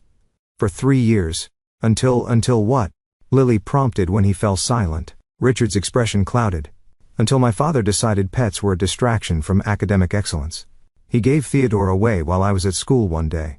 The parallels to Goofy's fate, the dog they had so callously removed from my life, hung unspoken in the air between the adults. Eleanor reached across the table and touched Richard's hand lightly. "I'm sorry that happened to you," she said softly. Richard withdrew his hand, discomfort evident in his posture. "It was a long time ago, and my father wasn't wrong about focus. I did excel academically after that. But, were you happy?" The question slipped out before I could reconsider its directness. Richard stared at me, something vulnerable flickering behind his carefully constructed facade. Happiness wasn't the point. Achievement was. What if both are possible? Eleanor suggested gently. What if the twins could excel and have joy, keep their classroom focus and still have pets, free time, creativity? Richard didn't respond. Immediately, his attention shifting to Lucas, who was creating an elaborate pattern with his spoon in the melting ice cream. "That's quite the design, son." Lucas beamed at the acknowledgement. "It's an architectural blueprint, like the ones in your office. See, this is the main entrance, and these are support columns, and here's the central atrium." Surprise registered on Richard's face, not just at his son's imaginative play, but at the realization that Lucas had been paying attention to his work, finding ways to connect with his father's world on his own terms. "It's very creative," Richard said, his voice softening. "You've incorporated load-bearing principles quite naturally. Can I visit your office again sometime?" Lucas asked hopefully. "I want to see more of the real blueprints." "I'd like that," Richard replied. And for once the warmth in his voice seemed entirely genuine. On the drive home, the twins dozed in the back seat of Eleanor's car, while Richard followed in his own vehicle. I sat beside my daughter, contemplating the subtle shifts in family dynamics I'd witnessed today. "He mentioned his turtle," Eleanor said quietly, her eyes on the road. "He's never talked about childhood pets before, never mentioned his father taking Theodore away." "The therapy is working," I observed. "He's beginning to connect his own childhood experiences with his parenting choices. Dr. Abernathy says that's the hardest part, recognizing the patterns without becoming defensive about repeating them." Eleanor sighed. "He still has these moments of rigidity, of controlling behavior. But then there are breakthroughs like today, and I remember why I fell in love with him in the first place." "What was he like then?" I asked, realizing I'd never really understood the attraction beyond Richard's obvious good looks and professional success. Eleanor smiled faintly, passionate, brilliant, and underneath the confidence, surprisingly vulnerable. "He would show me his designs, not the ones for clients, but his personal projects. Buildings that flowed like music. Spaces that prioritized human experience over mere function." Her smile faded. "His father hated them, called them impractical, unmarketable. Eventually, Richard stopped creating them entirely." "That explains a great deal," I murmured, thinking of the sterile precision of Richard's current architectural style. Impressive but soulless. Technically perfect but emotionally vacant. "I keep hoping that man is still in there somewhere," Eleanor admitted. "The one who cared about beauty, feeling, connection. The one who designed a reading nook for me when we were first married, because he knew how much I loved to curl up with a book." The image caught me by surprise. "He designed something specifically for your comfort, your pleasure?" She nodded. "A window seat with perfect natural light, built-in shelves, cushions that fit my exact proportions. He spent weeks getting it right." Her voice grew wistful. "When we moved to the current house, there was no space for it. I didn't realize at the time that it was more than furniture being left behind." We fell silent then, each lost in our own thoughts about what had been lost and what might yet be reclaimed. As we pulled into the driveway, Richard parked behind us, approaching Eleanor's window with an unreadable expression. "I'll take the twins up for their baths," he offered. "You two probably have foundation matters to discuss." Eleanor exchanged a glance with me. "Actually, we do. I'm considering taking a role with the Theodore Nightingale Literary Foundation, part-time administrative work while the twins adjust to school. Richard's expression tightened almost imperceptibly. I thought, we agreed you'd return to your marketing position. We discussed it, Eleanor corrected gently. But this feels right to me, Richard. Meaningful work with flexible hours, and it honors my father's memory. I expected resistance, perhaps even anger. Instead, Richard was quiet for a moment, his gaze shifting between Eleanor and the sleeping children in the back seat. Will it make you happy? He asked finally, the question evidently difficult for him to articulate. Eleanor looked momentarily startled by the directness of his inquiry. Yes, she said simply. I believe it will. Richard nodded stiffly. Then we should discuss the practical details later. Schedule adjustments, childcare contingencies. It wasn't enthusiasm, but it was acceptance. Grudging perhaps, but real. Another small step toward genuine partnership. Thank you, Eleanor said softly. After Richard had taken the drowsy twins inside, Eleanor turned to me with wondering eyes. Did that just happen? Did Richard actually consider my happiness as a valid factor in a family decision? Progress, I said, squeezing her hand. Not perfection, but progress. In the days that followed, Eleanor and I began establishing her role within the foundation. We converted the small office above the bookshop into a shared workspace, clearing decades of accumulated storage to make room for a second desk, comfortable seating for meetings, and a children's corner for those inevitable days when school schedules and foundation work would overlap. Richard maintained a carefully neutral stance on these developments, neither enthusiastic nor openly obstructive. He focused his energy on the family therapy sessions, approaching them with the same meticulous preparation he brought to client meetings, reading recommended books, completing worksheets, participating in the exercises Dr. Abernathy suggested, all with a determined efficiency that somewhat missed the emotional point, but represented effort nonetheless.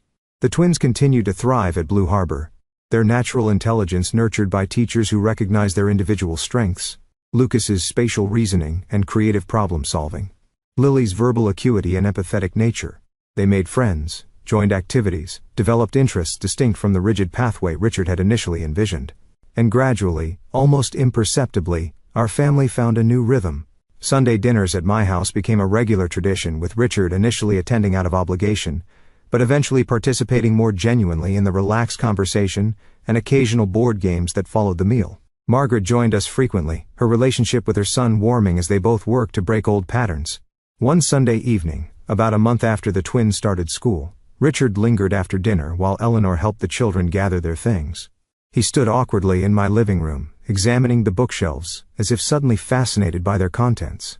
Theodore had quite the collection, he observed, running his finger along the spines of my late husband's economics texts. He believed in lifelong learning, I replied, placing the last of the dinner dishes in the sink to soak. These were his professional resources.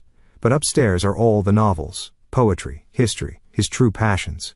Richard nodded absently, then turned to face me directly. Ophelia, I've been meaning to ask you something. His serious tone caught my attention. Yes? The bookshop. How is it faring financially with you devoting time to the foundation now, and Eleanor joining part-time? I tensed slightly, uncertain of his motivation. The shop is stable, not enormously profitable, but sustainable. Why do you ask? He hesitated, clearly choosing his words carefully. I've been working on a project, a personal one, in my free time. It's a design for a renovation, an expansion of your space. Of all the things he might have said, this was perhaps the last I expected. An expansion of the bookshop? Richard reached into his briefcase and pulled out a rolled set of preliminary drawings. May I? He asked, gesturing toward the dining table. Still bewildered, I nodded. He spread the drawings out, revealing detailed plans for a transformed Nightingale Books. The essential character remained the warm wooden shelving. The reading nooks, the children's corner, but the space was expanded, modernized, optimized for both commerce and community. You've incorporated the vacant storefront next door, I observed, studying the flowing layout that connected the two spaces. Richard nodded. It's been empty for nearly a year. The owner is willing to sell for a reasonable price. The combined spaces would allow for a proper cafe area here, expanded children's programming there, and this section, he pointed to a beautifully designed corner with abundant natural light, would be dedicated foundation space. For scholarship, recipients to study, for community literature programs, for author events. I stared at the plans, then at Richard, struggling to reconcile this thoughtful creative design with the controlling man who had declared me unwelcome in his home just months ago. "This is remarkable work," I said finally. "But I don't understand. Why would you invest your time in designing this? And the cost of such a renovation, let alone purchasing the adjacent property?" "The design is a gift," he said simply. "As for the rest, I've spoken with Margaret. She's willing to contribute substantially as part of her commitment to the foundation. The remainder would come from a small business development grant I've identified. You would maintain complete ownership and control." I searched his face for hidden motives, for the catch that surely must exist. "Richard, why would you do this?" He looked almost embarrassed, his typical confidence momentarily absent. "I've been thinking about legacy, about what I'm teaching Lucas and Lily through my actions, not just my words." He gestured toward the plans. "This project combines good business. The shop's sustainability would improve significantly, with genuine community value, the kind of balance I want them to understand." Eleanor appeared in the doorway, her eyes widening at the sight of the architectural drawings. "What's all this?" Richard explained his proposal again as she examined the plans with growing amazement. When he finished, she looked up at him with an expression I hadn't seen in years, genuine admiration. "This is beautiful work, Richard. It feels like your early designs when you used to consider how spaces affected people emotionally, not just functionally." A flash of vulnerability crossed his face at this recognition. "I've been revisiting those principles. Dr. Abernathy suggested I reconnect with earlier motivations, with what drew me to architecture initially." "And this is the result?" I asked, gesturing to the plans. He nodded. "It's a beginning, a small step toward a balance." The word hung in the air between us, weighted with significance. Balance between ambition and joy, between discipline and freedom, between achievement and connection. The very quality our family had been struggling to find. "I'd be honored to consider this proposal seriously," I said, careful not to either dismiss or too eagerly embrace what was clearly an important gesture for him. "Perhaps we could discuss the details further this week." Richard nodded, visibly relieved. "Of course. Take all the time you need to review the plans." As they prepared to leave, the twins sleepy and content after an evening of family connection, I watched Richard help Lucas with his jacket, patiently guiding small arms into sleeves without taking over completely. A small interaction, easily overlooked, but emblematic of the subtle shifts occurring within him, learning to support without controlling, to guide without dominating. Eleanor hung back as Richard took the children to the car, turning to embrace me tightly. "Did you ever imagine 2 months ago that we'd be here? That he would be designing expansion plans for your bookshop of all things?" "Life's capacity to surprise us never diminishes," I replied, returning her hug. "Though I suspect your influence has been significant in this evolution." She shook her head. "Not just mine, yours, Margaret's, the twins, Dr. Abernathy's. It's taken all of us to help him begin to see beyond the narrow definition of success his father instilled." "And there's still a long road ahead," I cautioned. "Of course," she agreed. "He still has moments of rigidity, of reverting to old patterns. But for the first time in years, I see him genuinely trying to connect with me, with the twins, even with you." She smiled wryly. "All because you were brave enough to cancel those college funds when he said you weren't welcome." "Sometimes love requires difficult choices," I said softly, standing firm rather than enabling harmful patterns. As I watched them drive away, the house fell into a peaceful quiet.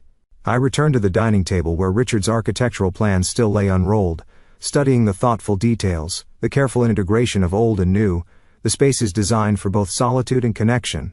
Perhaps this was his way of apologizing, of acknowledging my place in the family without having to verbalize the emotional admission that still came so difficultly to him. Perhaps it was his attempt to build a bridge between our worlds, to create common ground where we had once had only conflict. Whatever his motivation, it represented possibility for healing, for growth, for the family legacy to evolve into something healthier than what had come before. And for now, that possibility was enough. 6 months passed with remarkable swiftness. The renovation of Nightingale Books had transformed not just my business, but the entire block, breathing new life into our little corner of downtown. The cafe area, managed by a local baker who had received one of our first foundation scholarships, bustled with activity from morning until evening. The expanded children's section hosted daily reading hours and weekend workshops. The foundation space had become a hub for community literacy programs and mentoring sessions. Spring sunshine poured through the new skylights as I arranged a display of gardening books near the front window. The bell above the door chimed and Lucas burst in, followed more sedately by Lily and Eleanor. "Grandma, look what I made at school." Lucas thrust a colorful construction paper creation into my hands. It's a 3D model of the water cycle. See? How the clouds pop up when you pull this tab. I admired his handiwork with genuine enthusiasm. This is marvelous engineering, Lucas. Your attention to detail is impressive. He beamed at the praise. Dad helped me figure out the pull tab mechanism. He said it's like a simplified version of kinetic architecture. Sounds like your father, I said, smiling at Eleanor over the children's heads. Where is Richard this afternoon? Meeting at the foundation space, she replied, helping Lily remove her light spring jacket. Finalizing details for the scholarship ceremony next week. The ceremony would mark the official awarding of the first Theodore Nightingale Literary Foundation scholarships, 10 deserving students who would receive financial support for their educational pursuits. That Richard had taken an active role in planning this event, voluntarily committing his design expertise and professional connections, spoke volumes about the evolution of our family dynamics. Grandma, can I read to the little kids today? Lily asked, already eyeing the reading circle where toddlers were beginning to gather for the afternoon story hour. Of course, dear. Why don't you choose a book from the new spring collection? Mrs. Calloway will help you. As Lily skipped off toward the children's section, Lucas settled himself at one of the cafe tables with his homework. Comfortable and at home in this space that bridged his grandmother's world and his father's contributions. He seems more relaxed, I observed quietly to Eleanor. Both of them do. She nodded, watching her son concentrate on his math worksheet. The therapy has helped tremendously. That and Richard's efforts to connect with them as individuals, not just extensions of his ambitions. She smiled wryly. He still struggles with perfectionism, still pushes for excellence, but he's learning to see their unique paths, not just the one he predetermined. And between you two? I asked, arranging the last of the gardening books. Better, she said simply. Not perfect, but genuinely better. He's present now, emotionally, not just physically, and I found my voice again. She touched a small pin on her blouse, the foundation's logo, a stylized open book. This work has been transformative for me. Thank you for making space for me in it. You've earned that space, I assured her. The Children's Literacy Initiative was entirely your creation, and the Scholarship Committee values your perspective enormously.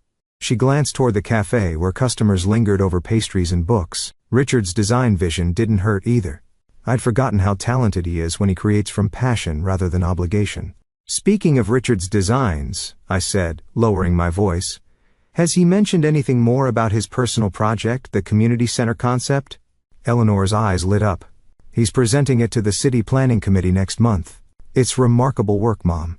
Spaces designed for intergenerational interaction. Areas that transform based on community needs. Sustainable materials throughout. It's like watching the old Richard re-emerge, the one who believed architecture could improve lives, not just impress clients. The bell chimed again, and Margaret entered, elegant as always, but with a softness to her appearance that had been absent in earlier years. She carried a bakery box and a folder of papers. I bring celebration scones, she announced, setting the box on the counter, and the final scholarship profiles for next week's ceremony. Perfect timing, Eleanor said, greeting her mother-in-law with a warm hug that would have been unimaginable a year ago. Lucas was just finishing his homework, and Lily's about to read to the toddlers. We can review the profiles while we have our tea. Margaret beamed at the mention of her grandchildren's activities. Lucas, darling, come show grandmother what you're working on. The easy affection between them, Margaret's genuine interest. Lucas's comfortable response reinforced how far we had all traveled from those tense performative family interactions of the past. As we settled in the cafe area with our tea and scones, spreading the scholarship recipient profiles across the table, I felt a profound sense of rightness. This work, honoring Theodore's memory, supporting education, building community, had become the heart of our family's shared purpose. Even Richard, initially resistant to anything that diverted resources from his children's predetermined path, had found meaning in contributing his skills to this larger vision. Where is my wayward son this afternoon? Margaret asked, reviewing the biographical sketch of a young woman who had overcome significant obstacles to pursue her education. Foundation space, finalizing ceremony details, Eleanor replied, sorting the profiles into presentation order. Margaret smiled knowingly. Ah, yes. He's become quite invested in the event, hasn't he? Even John has noticed the change in him. John Harrington, Richard's father, remained largely on the periphery of our family renaissance. His rigid worldview and controlling nature had proven more resistant to evolution than his wife's, but even he had begun to observe, if not fully, appreciate the positive changes in his son and grandchildren. "Has John decided whether he'll attend the ceremony?" I asked carefully. Margaret sighed. "He's non-committal, says these charitable endeavors aren't his area of interest." She shook her head. 60% of marriage. And sometimes I wonder if I ever really knew the man. "It's never too late to choose differently," Eleanor reminded her gently. "You've shown us all that." The foundation doorbell chimed again, and Richard appeared, his arms full of mounting boards and display materials. Lucas immediately abandoned his homework to help his father, while Lily, having finished her reading session, rushed over to examine the colorful presentation materials. "I think we've resolved the stage layout issue," Richard announced, spreading architectural renderings across an empty table. "If we position the podium here, and the scholarship recipients along this axis, everyone in the audience will have clear sightlines, and the foundation banner will be prominently displayed for photographs." The precision of his planning brought a smile to my face. Some aspects of Richard's personality remained unchanged. His attention to detail and pursuit of excellence channeled now into more balanced purposes. "It looks perfect," Eleanor assured, him examining the renderings. "You've thought of everything." "Not quite everything," he admitted, unexpectedly humble. "I still need to finalize my remarks for the ceremony." This announcement caught us all by surprise. Richard had agreed to attend the event to lend his professional support to the logistics, but had not volunteered to speak publicly. "Your remarks?" I echoed. He nodded, straightening the already perfectly aligned display boards. "As a family representative, I thought it appropriate, given that the foundation bears your husband's name, that someone should speak about legacy, about how one person's values can ripple outward, influencing generations." The significance of this gesture wasn't lost on any of us. Richard, who had once dismissed my influence in his children's lives, who had seen my financial support as an entitlement rather than a gift, was now voluntarily positioning himself as a spokesperson for the very values he had previously rejected. "I think that would be lovely," I said simply, knowing that overemphasis might cause him to retreat from this vulnerable offering. That evening, as the shop closed and the family prepared to depart, Richard lingered behind, helping me straighten the last of the displays. We worked in comfortable silence for several minutes before he spoke. "Ophelia," he began, his voice uncharacteristically tentative. "I've been meaning to say something to you about the past, about how I behaved when you told me I wasn't welcome in your home." I supplied gently when he faltered. He nodded, color rising in his cheeks. "Yes, that and many other things. The way I dismissed your role in the children's lives. The way I treated your financial support as an entitlement." He set down the book he'd been reshelving and faced me directly. "I was wrong, profoundly wrong, and I'm sorry."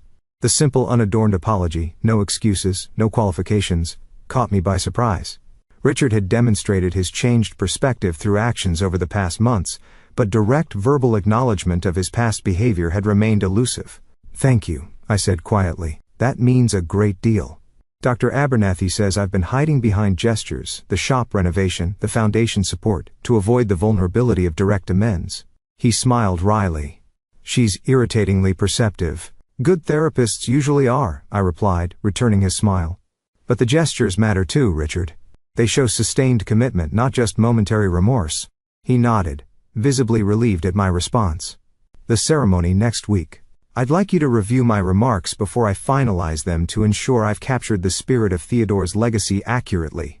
"I'd be honored," I assured him, "though I suspect you understand that legacy better than you realize. The balance of excellence and compassion, of achievement and joy, that's what Theodore believed in, what he tried to embody as a professor, as a father, as a man." Richard was quiet for a moment, absorbing this. "I wish I had known him," he said finally. "I think perhaps he could have shown me a different model of success than my father did." "He would have liked you," I said, surprising myself with the realization that this was now true, especially the you that's emerging now. The one who designs spaces with heart as well as precision, who's learning to see his children as individuals rather than extensions of himself.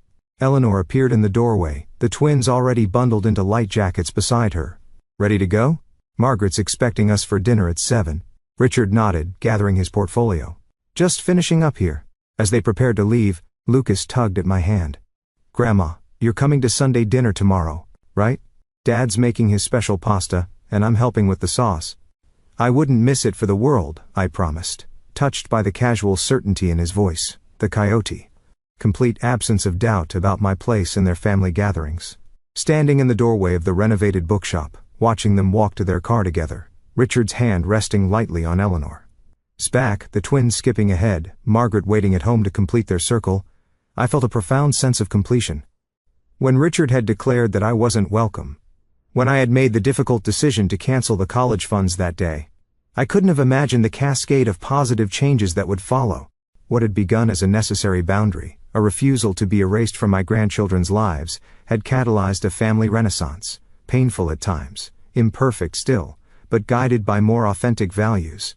Theodore would have been proud, I thought, not just of the foundation bearing his name, but of the family that had found its way back to genuine connection, to balanced priorities, to love that supported growth rather than demanded conformity. As I turned to lock up the shop, my gaze fell on the small plaque beside the door installed during the renovation. Its simple inscription captured everything: Nightingale Books and Theodore Nightingale Literary Foundation, where stories connect. Us education empowers us, and family sustains us. Family, not just by blood or marriage, but by choice, by commitment, by the daily decision to see each other truly and love each other anyway. That was the legacy worth building. That was the inheritance I truly wanted for my grandchildren. And that was the gift that had emerged from that difficult day, when I'd been told I wasn't welcome. And I'd found the courage to stand firm instead of fading away. Up next, thanks for watching, take care, good luck.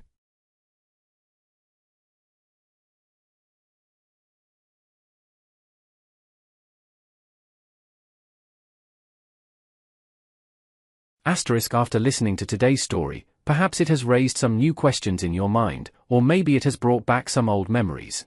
Every day on Reddit, new experiences and moments create fresh stories, and they connect all of us. Everyone has their own unique journey in life, and we all try to understand the world in our own way. These kinds of moments remind us that we are all human, sometimes happy, sometimes sad, and always learning something new. If you enjoyed this story, feel free to share it with your friends. Your thoughts and feedback are always valuable to us, as they motivate us to create even better content. Every story has its own unique angle, and our goal is to understand everyone's perspective and make our content diverse and relatable. Stories like these help us realize that life's journey is different for everyone, and by hearing other stories, we learn something new. You can also share your own stories with us.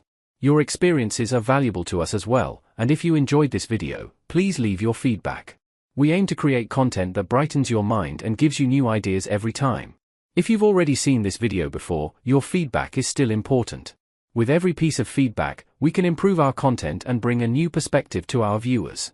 Today, what we saw was just a small part of the many stories shared on Reddit and across the world. It's a reminder of how we all try to understand life by sharing our experiences with each other. This video was only an example of how we try to connect with others through storytelling, learning about different sides of life. We hope to continue sharing such stories that help us all learn and grow together. Thank you for your time, and don't forget to keep an eye out for more stories coming soon. If you haven't already, please like and follow for more amazing content. Your support keeps us going, and we will strive to bring you more thought-provoking and heartwarming stories. Until next time, take care and stay curious. **